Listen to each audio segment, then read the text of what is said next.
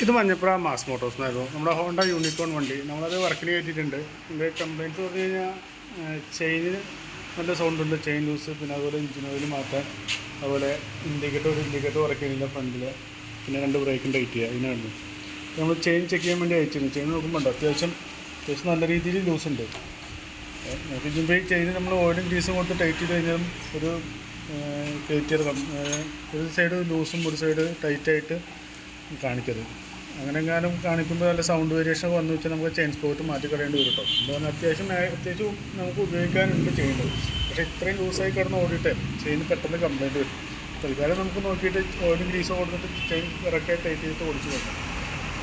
ചെറിയ സൗണ്ടൊക്കെ വന്നു വെച്ചാൽ ചെയിൻ സ്പോട്ട് മാറ്റി കളയേണ്ടി വരും. അതുപോലെ എഞ്ചിൻ ഓയിൽ നമ്മൾ മാറ്റുന്നുണ്ട്. എഞ്ചിൻ ഓയിൽ മാറ്റാൻ വേണ്ടി വെച്ചിട്ടുണ്ട്.